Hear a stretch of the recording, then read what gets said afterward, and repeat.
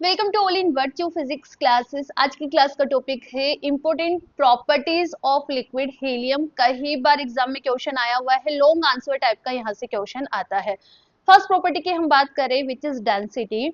1922 में सबसे पहले कामर्लिंग ऑन ने डेंसिटी का स्टडी करा था। किस तरह से स्टडी करा है और उसका ऑब्जर्वेशन क्या निकल कर आया है उसको रिप्रेजेंट करा है इन्होंने ग्राफ से। ग्राफ यहाँ पर बनाया गया है डेंसिटी और टेम्परेचर के बीच में। इन्होंने क्या ऑब्जर्व करा कि जब हीलियम को 4 केल्विन टेम्परेचर से कम टेम्परेचर पे कूल करें, इसकी बॉइलिंग पॉइंट 4 केल्विन टेम्परेचर से 1 केल्विन टेम्परेचर तक इसको कूल करे तो किस तरह से डेंसिटी की वैल्यू चेंज होती है। फर्स्ट ऑब्जर्वेशन निकल कर आया कि टेम्परेचर यदि 4 केल्विन से कम करते करते अप टू 2.19 केल्विन की बात करें तो यहाँ पर डेंसिटी की वैल्यू इंक्रीज होती है। ग्राफ में भी हमने रिप्रेजेंट करा है, देखो 4K से हम कम करते जा रहे हैं ना यहाँ पे टेम्परेचर की वैल्यू, तो डेंसिटी की वैल्यू क्या होती जा रही है, इंक्रीज होती जा रही है। एट 2.19 डेंसिटी की वैल्यू हमें मैक्सिमम फाइंड आउट होती है which is 0.1462।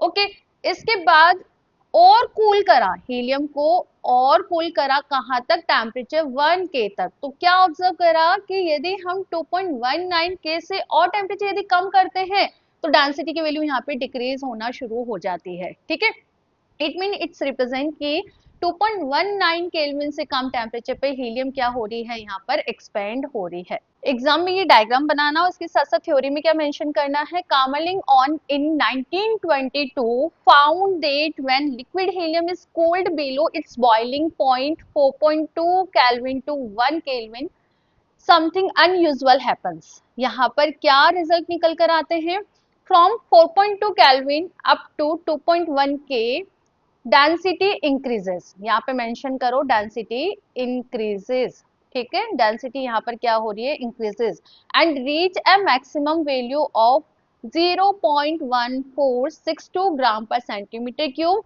and then decreases with the temperature decreases below 2.19 K. That time helium starts expand and its density decreases. समझ आ गया। सेकेंड प्रॉपर्टी है स्पेसिफिक हीट। किस तरह से हीलियम का स्पेसिफिक वेरी करता है विद द टेम्परेचर। देखो स्पेसिफिक हीट होता क्या है, किसी भी सब्सटेंस का आपको टेम्परेचर इंक्रीज करना है, क्या करना है, टेम्परेचर इंक्रीज करना है तो कितना अमाउंट ऑफ हीट रिक्वायर होता है उसे हम स्पेसिफिक हीट बोलते हैं। तो यहाँ पर हम समझेंगे कि किस तरह से स्पेसिफिक हीट टेम्परेचर के साथ वेरी करती है। तो पहले स्पेसिफिक हीट को डिफाइन करो। The specific heat means how much energy is needed to rise the temperature of a substance। ठीक है, नाउ सिंपल सा कर्व हमें यहाँ पर समझना है। अगेन हम यहाँ पे बात करेंगे टेम्परेचर 4 केल्विन से कम टेम्परेचर पे हम इसको कूल करते हैं तो किस तरह से स्पेसिफिक हीट वेरी करता है। जैसे जैसे 4K से हम 2.19 के ऊपर तक टेम्परेचर पे आते हैं, ठीक है, तो यहाँ पे स्पेसिफिक हीट की वैल्यू कांस्टेंट बनी रहती है, कांस्टेंट बनी रहती है।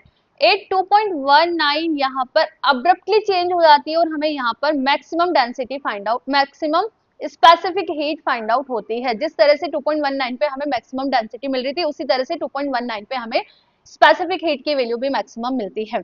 इससे और कम टेम्परेचर पे हम इसको कूल करें तो यहाँ पर ये अब्रप्टली चेंज होकर 1 केल्विन पर जीरो की ओर टेंड्स करती है।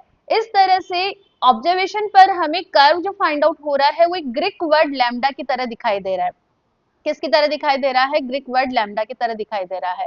और पॉइंट 2.19 को हम यहाँ पे लैम्डा पॉइंट बोलते हैं जहां पर स्पेसिफिक हीट की वैल्यू हमें मैक्सिमम फाइंड आउट होती है।